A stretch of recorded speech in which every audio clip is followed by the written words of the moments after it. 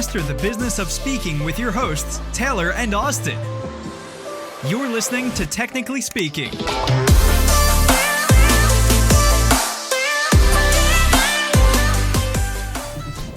Welcome to another episode of Technically Speaking. We are really excited about today's guest, speaker marketing expert, Lauren Pibworth. Lauren, welcome to the show. Thank you. It's awesome to be here. Yes, definitely. It's really good to have you. So we are really pleased to introduce Lauren Pibworth, founder of Pibworth Professional Solutions, a marketing agency exclusive to professional speakers. Lauren and her team of online marketing professionals have been working with speakers for over 12 years, creating custom websites, passive income products, and marketing campaigns that persuade decision makers to say yes more often. Described as genuine, positive, and possessing an amazing energy, Lauren leaps into her work and her life with a unique mixture of passion, abandon, and professionalism. Though you cannot see the tan, she has just returned from a scuba diving trip to St. Lucia. We actually met Lauren recently at the Canadian Association of Professional Speakers annual conference back in 2019, and we knew she'd be a perfect fit for our podcast listeners. And in fact, we can even attest to Lauren's awesome personality. So Lauren, again, thank you so much for being here today. Thank you. It is always awesome to connect with you guys, and yeah, I'm not so tanned anymore, but that's all good. Hey, you and me both. I think COVID has its ways on everybody. That's true. If I wasn't representative of sour cream before, I definitely am now, so. Oh, goodness. There you have it, folks. Well, that's a wrap. So, Lauren, I'm curious.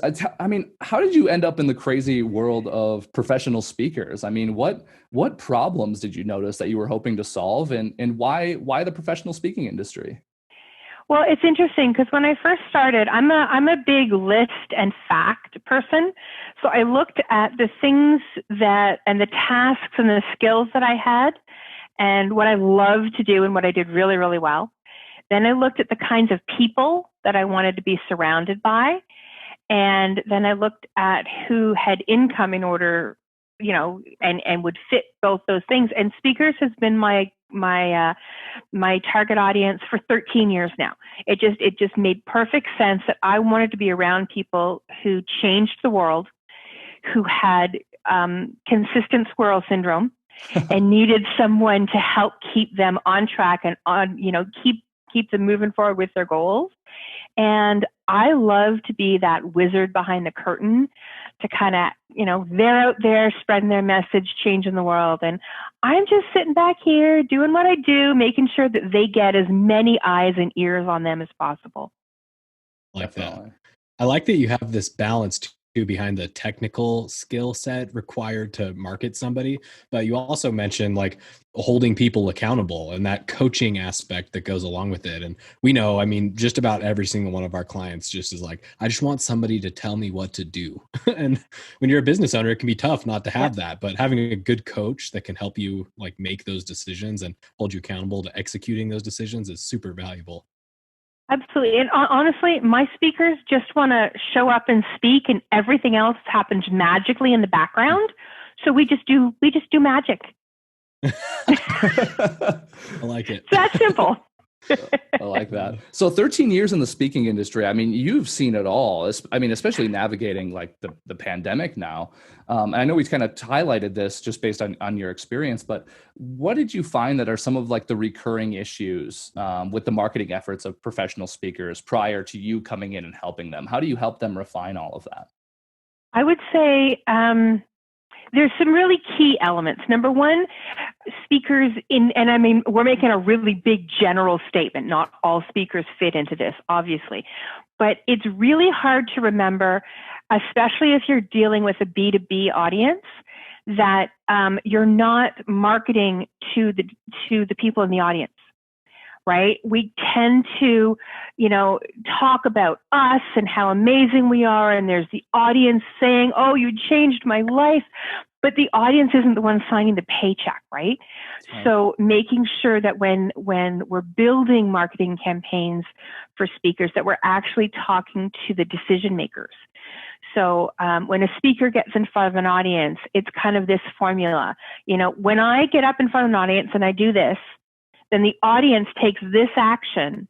And when that action is taken, the benefit to the corporation is, And that's where we make sure that their marketing message lands, not in the "you're so awesome" or "I'm so awesome," but this is the benefit and this is the outcome that you get when you work with me.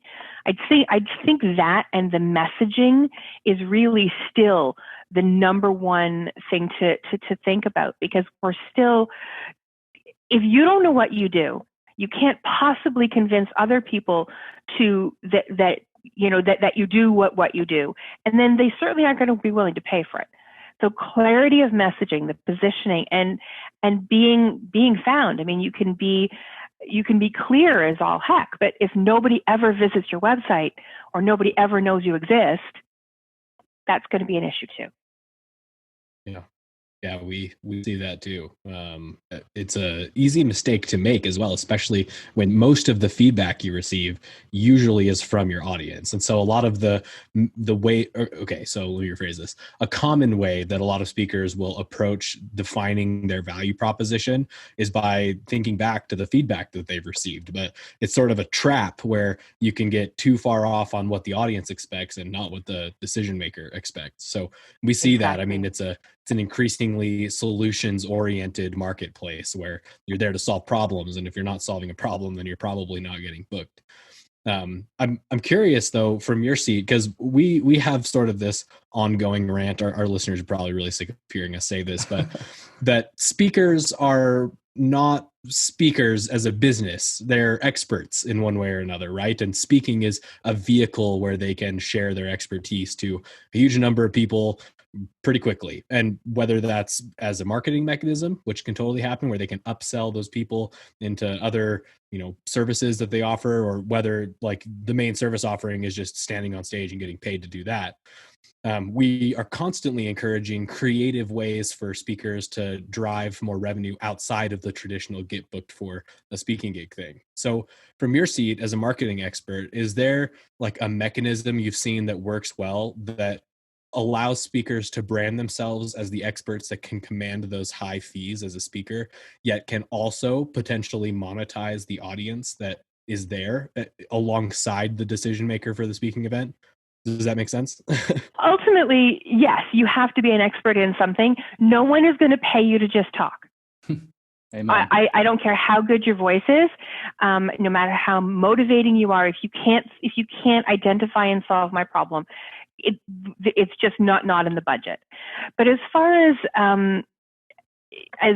trying to monetize beyond the keynote kind of thing, one of the things that we're really looking for in our speakers in order for them to make money is, yes, having those additional programs. And I would say the pandemic has really brought that forward even more, because we're not necessarily on stages. And you can get up and you can present an idea and get an audience whipped up, but if you can't help them actually implement the solution that you're putting forth, then it's real. Number one, I don't think you're providing the value that your audience deserves. But number two, you're not going to get rehired, because it's that same old thing. I can try and go off sugar until I'm green in the face, but if I keep eating bonbons, I'm not helping myself. I can take all the courses, but if I don't implement the action, ultimately the courses are useless to me. So like a scenario that I have envisioned that we've worked with some of our clients on is, you sell the keynote to an association for their annual conference or something like that, right? But you can also take a course that you've built, or a pre-recorded program, or 12 weeks of daily tips from Austin, the speaker, and sell those to the audience in order to bring in some additional revenue aside from what you did on stage. And obviously there are technicalities as to whether or not you're allowed to sell from the stage and how you're able to follow up and so on. So I'm not even going to get into that component, but I'm just thinking that especially with the transition to a more digital selling market and environment, then there's all these different ways that we can capture revenue from the people that we're working with outside of just the traditional ways of doing it. I guess that was my point. And we're doing it in some really interesting, innovative ways in this new speaking format. We're actually working with a lot of clients right now, creating what we're calling academies. Mm-hmm. So it's either a live or live delivered virtually keynote. And then with that, we sell them into what is basically a membership site, the client, and then the individuals in the audience, those who just partook of the session, they get little webinars, they get daily emails, they get little challenges.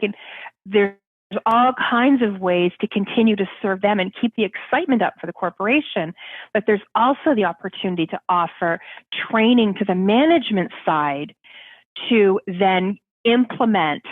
And one of the things that's really working well for our speakers right now is that it gives you an opportunity to be front of mind all the time, right? It's a no-brainer to, here's $5,000, $10,000 for your keynote. And for an extra, $1,500 a year, you can have me and all of these resources that continue to feed your idea, continue to solve your problem on a consistent basis. And we can upsell here and we can upsell there, and I'll make sure that all of your employees get my book, and you are front of mind for every member in that organization for a very long time. Definitely. So, We see a lot of the time, well, I wouldn't say a lot of the time, but definitely some of the time, especially with the transition of the pandemic. I think this has become more apparent since, where we as speakers may have been, I don't want to say spoiled, but conditioned to believe that we can just show up, speak, get off stage, and call it good. And I believe that we're of the mindset that that's not necessarily the most viable business solution, especially if you want to continue to grow and to continue to scale. What is your advice for speakers who only say that they want to speak, get on stage, get off stage, and call it good? Get a part-time job. I was hoping you would say that. You heard it, listeners. Lauren just delivered the truth.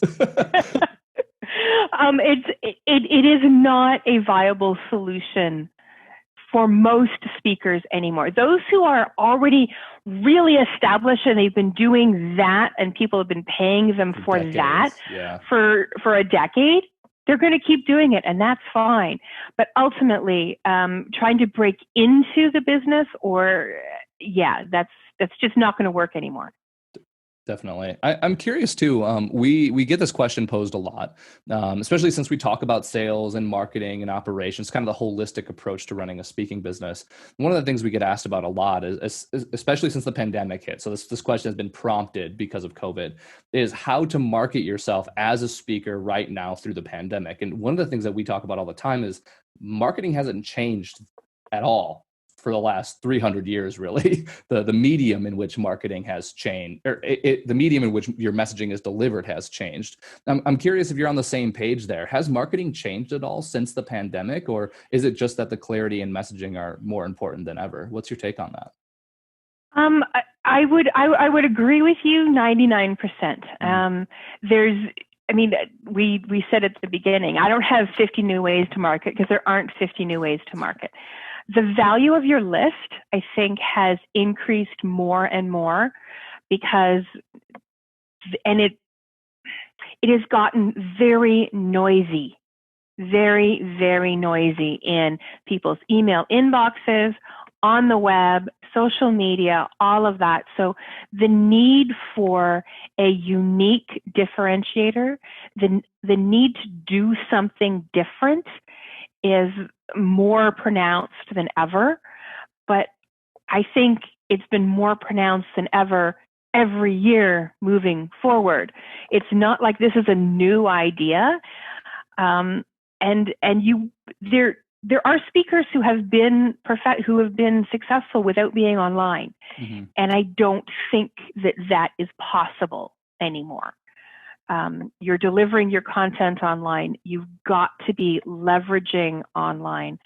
LinkedIn is still the #1 social media tool for speakers. they'll try and tell you, oh, I've got my Facebook group and stuff like that. But ultimately, LinkedIn is still where it's at. And you've got to be able to deliver consistent, innovative ideas in as many ways as possible. Definitely. Yeah. I'm curious. This is a thought that you just provoked by what you were just saying. And we've sort of analyzed the history of the speaking industry before with bureaus and obviously our clients and so on. But we found that as the internet came along, the way in which speakers became successful changed pretty dramatically. For a long time, it was like you had to have a bureau or an agent or a really, really solid reputation to get booked consistently, right?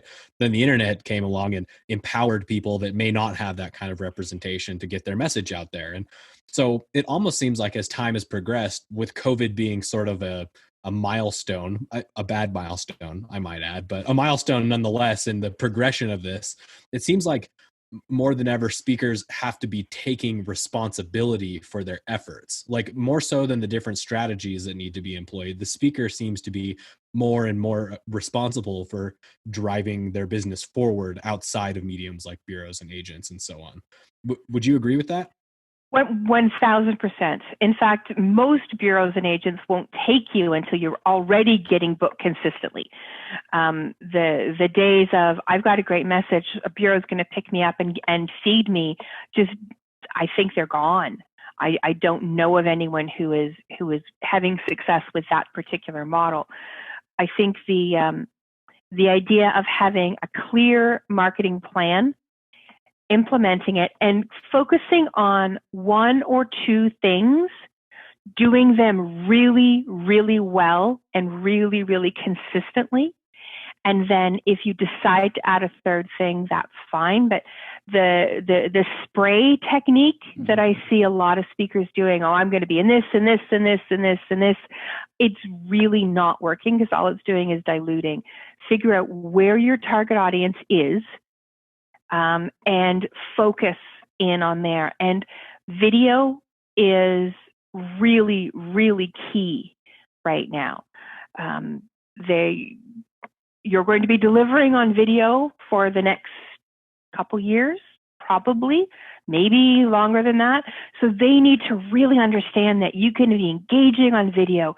Your voice and your tech and everything else works. They need to see what it is that they're buying, and you have an opportunity to show them that, because you're not on the big stages anymore. And that's another thing, just while I'm thinking about it. The speakers who still have their hero image of them with the 1,000-person audience, it's not relevant anymore. Mm-hmm. It's time to just twist and pivot. I'm sorry I said the word. That's so accurate. You kind of flinch when you say pivot, almost just expecting backlash these days. Am I going to get hit? Where are they coming from? We actually, I'm a member of the Canadian Association of Professional Speakers on their marketing team, and we actually have a drinking game. Whenever someone says the word pivot, you have to have a drink of coffee or whatever happens to be on your desk. It's a bad word. So funny. Okay, I'm sorry, I didn't mean to throw you off there, but that was hilarious. Credit where credit's due. No, I was just saying, like, you absolutely need to change how you are being showcased, because what you were doing doesn't matter anymore. I hate to say it, but the fact that you were able to command 20,000 people in an audience in a big auditorium, that's not coming back anytime soon. So what people are buying is different. So what you are selling has to be different now too. That's right. I'm curious. Earlier, we've been talking about differentiating, I think, as a common theme here throughout the conversation, and we've kind of highlighted a few different ways that we can differentiate ourselves kind of along the way. I'm curious, what are some of the differentiators that you are seeing really work out well right now for speakers who are still selling and providing solutions for their clients during the pandemic? Are there any magic wands or silver bullets to differentiating yourself these days? I think the delivery method is probably one of the biggest differentiators now. You're not just going to sit there on Zoom and talk.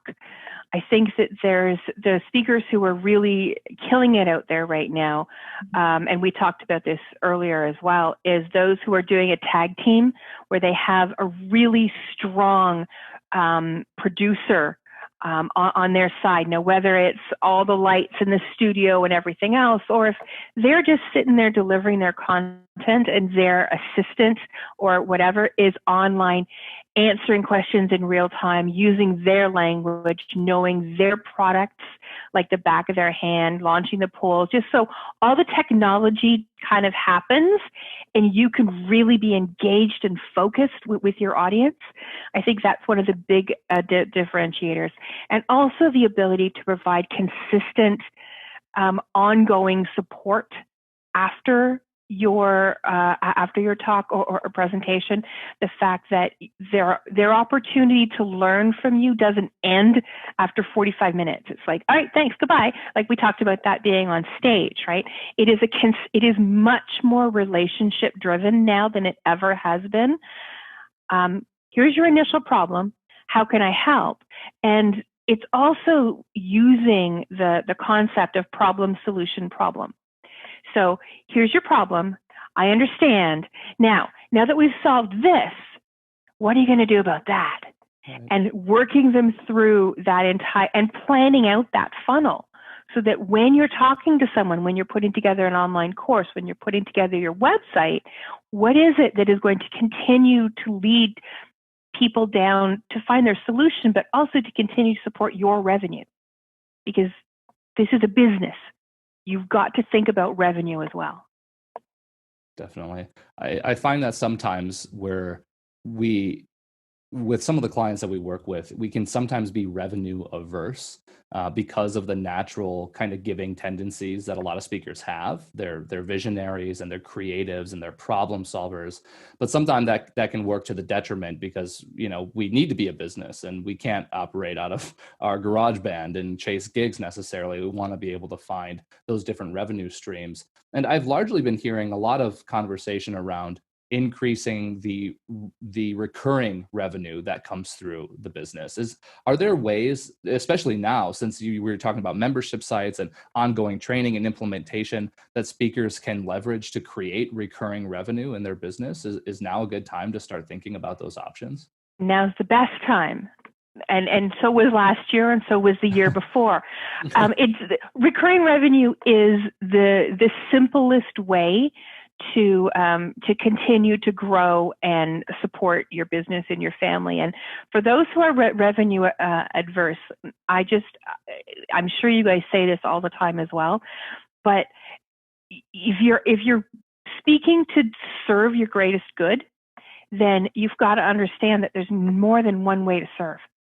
And, it's that problem solution thing. That when you solve this one problem for someone, they are not going to be problem free for the rest of their lives. How else can you help?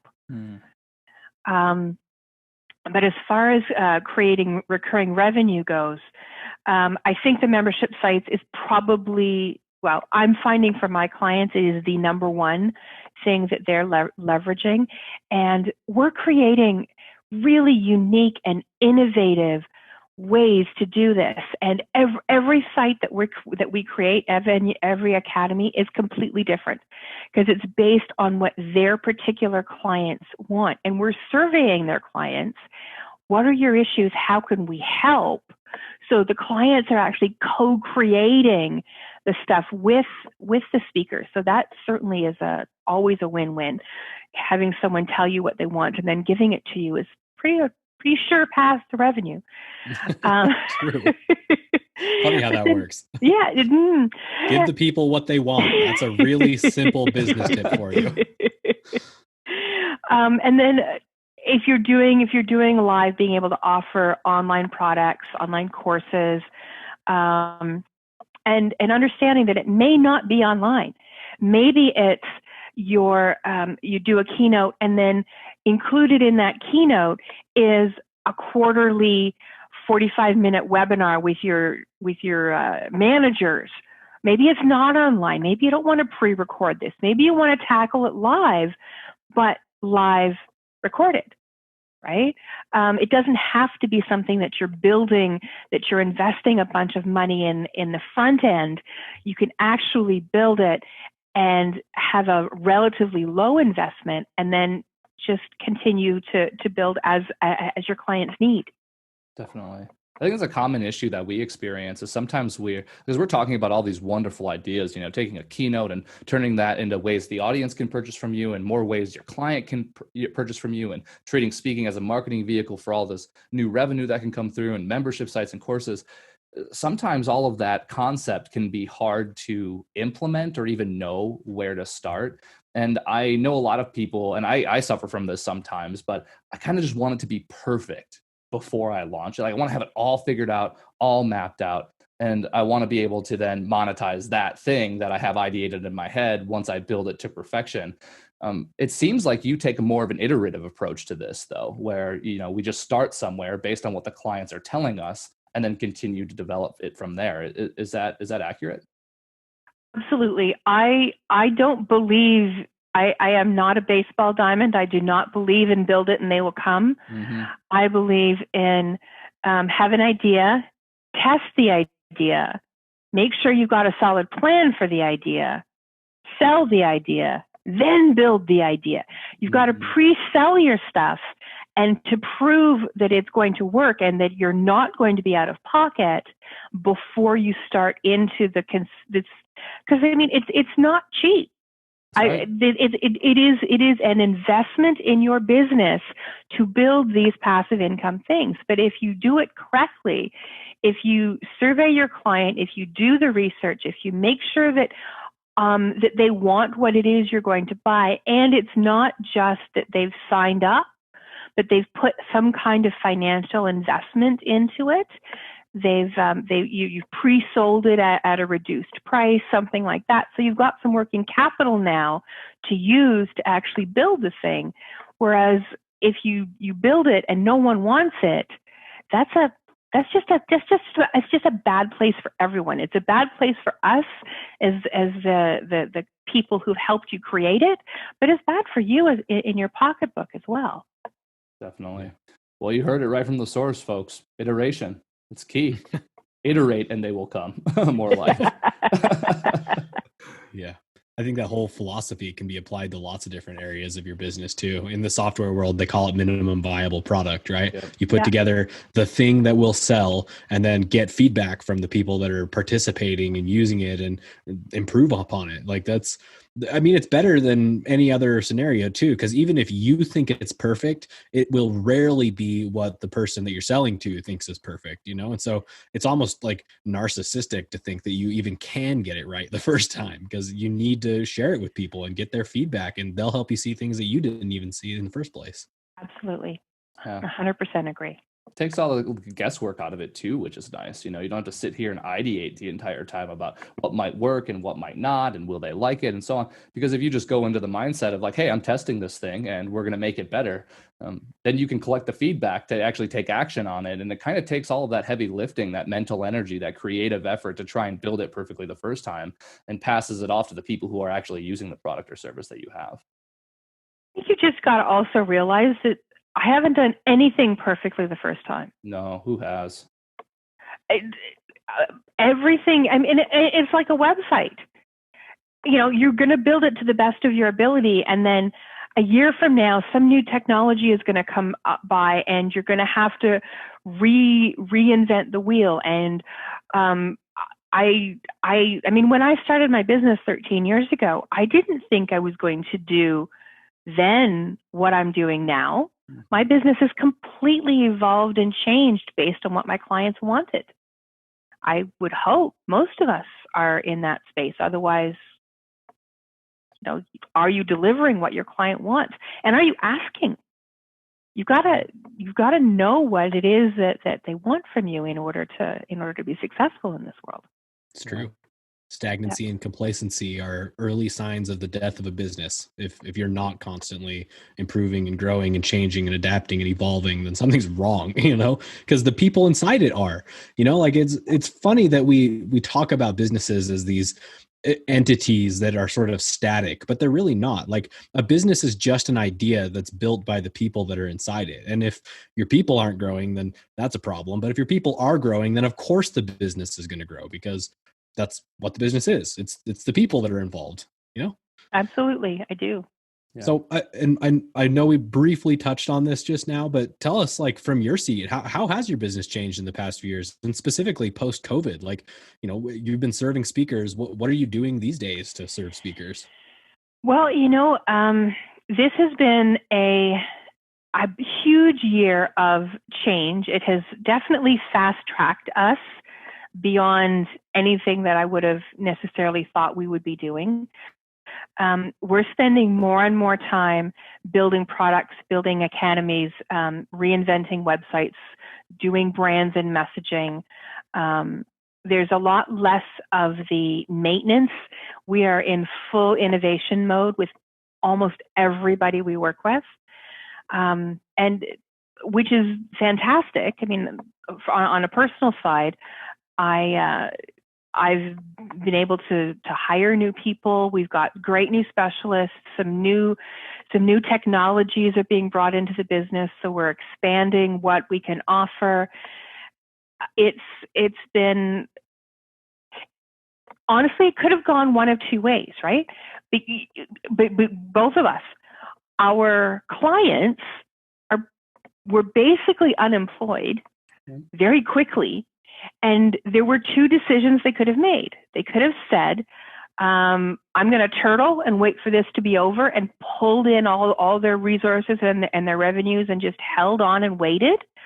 Or those were those who said, you know what, this is exactly the impetus that I needed to take my business and leapfrog it ahead 4 or 5 years, because it was always going this way. And I'm going to I have the time to work on the business and make it what it always should have been. And it's those people who are just killing it out there. And we're lucky enough that we've been able to take that approach too. And Pibworth has changed significantly, and I love it. That's awesome to hear. That last part's what's important to me. That's exactly right. If you're happy doing it and the people are benefiting, that's really the best that you can ask for, Yeah, absolutely. Right. That's what we're here to do, after all, as business owners, provide solutions to the problems that our clients are facing. And when they're overcoming that as a result, that means good things are happening. So congratulations to you and your team. I am curious, we're always about creating value for our audience, and we want to definitely share with our audience what you're up to. What are some of the things that you're working on right now that our listeners can benefit from? If they're curious about learning more from you, how can they get in touch? Well, there's a few things. I mean, we're all about creating online products, online capability. So if you want to find a way to monetize your speaking business online, if you want to find new and different ways to differentiate yourself and monetize your business, then they can just visit the website, and it's pibworthps.com. That's P like Peter, I, B like Bob, Worth, PS.com. And there's a bunch of free stuff on there. Visit the blog if you're looking for do-it-yourself ways. There's tons of information on there. Go ahead and read whatever and use whatever you need, or you can just go ahead and book a consult and see if we can help. Perfect. Well, you heard it, folks. All of that information will be in the show notes. And if you're looking for more awesome resources like this, don't forget to subscribe to the show and go to speakerflow.com/resources. Thank you so much for chiming in. I just wanted to take a second to thank our sponsor, Auxbus. Auxbus is the all-in-one suite of tools you need to run your podcast. And it's actually what we run here at Speakerflow for Technically Speaking. It makes planning podcasts simple. It makes recording podcasts simple. It even makes publishing podcasts to the masses simple. And quite honestly, Technically Speaking wouldn't be up as soon as it is without Auxbus. Thank you so much, Oxbus. And if you are interested in checking Oxbus out, whether you're starting a podcast or you have one currently, get our special offer, oxbus.com/speakerflow, or click the link below in our show notes. Thanks for tuning in today. Check the show notes for more info and see you next time. Later.